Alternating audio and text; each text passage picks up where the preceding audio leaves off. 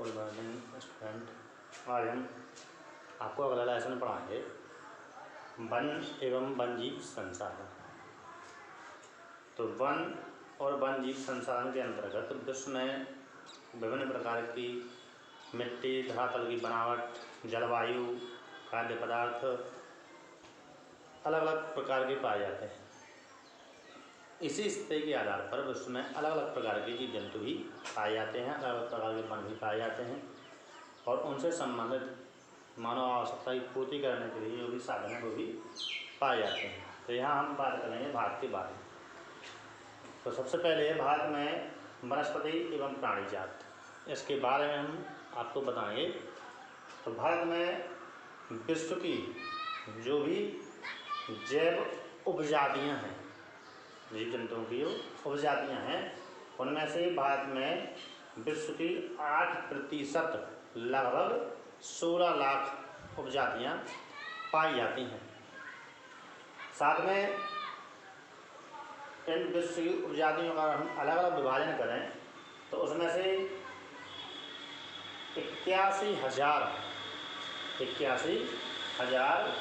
वन्य जीव जंतुओं को इसमें सम्मिलित किया गया है और साथ में 47,000 प्रकार की वनस्पति भारत के विभिन्न भागों में या विभिन्न क्षेत्रों में पाई जाती है। तो जो भिन्नता होती है वह बनावट, धरातल की बनावट, जलवायु, मौसम के अनुसार में विभिन्न प्रकार के लक्षण, आकृति में बनावट पाई जाती है जो इनकी भिन्नता को प्रदर्शित करती है। अब जब हम इसके और आगे बढ़ेंगे तो अलग अलग क्षेत्रों में अलग अलग मौसम, अलग अलग जलवायु पाई जाती है। तो उसमें कई जीव जंतु ऐसे भी होते हैं जिनको उस जलवायु या उस मौसम में अपने आप को ढालने में बड़ी कठिनाई होती है, जिस कारण कई वनस्पतियाँ, पेड़ पौधे या जीव जंतु, छोटे बड़े जीव जंतु समाप्त होने के कगार पर हैं, मतलब लुप्त होने के मुहाने पर खड़े हुए हैं।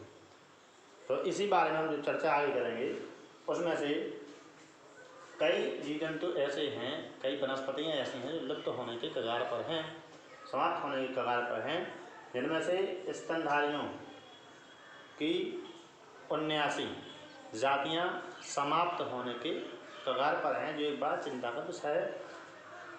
पक्षियों की लगभग 44 प्रजातियाँ ऐसी हैं जो समाप्त होने के कगार पर हैं। इसके अलावा सरीसृप वर्ग में से 15 उपजातियाँ ऐसी हैं जो समाप्त होने के मुहाने पर खड़ी हुई हैं और पादप में भी ऐसी संख्या, बड़ी संख्या है, जिसमें से 1500 जातियाँ समाप्त होने के कगार पर खड़ी हुई हैं, जो एक अति गंभीर विषय है। और यदि इसी तरीके से, जिस तरीके से जलवायु परिवर्तन, मौसम परिवर्तन और प्रकृति का दोहन किया जा रहा है, जिस तरीके से किया जा रहा है, यदि इस तरीके से किया जाता रहा तो आगे स्थिति और विकट और गंभीर बन सकती है।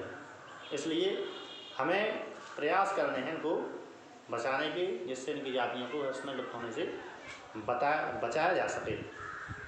इसके बाद और अगले टर्न में पढ़ा जाएगा।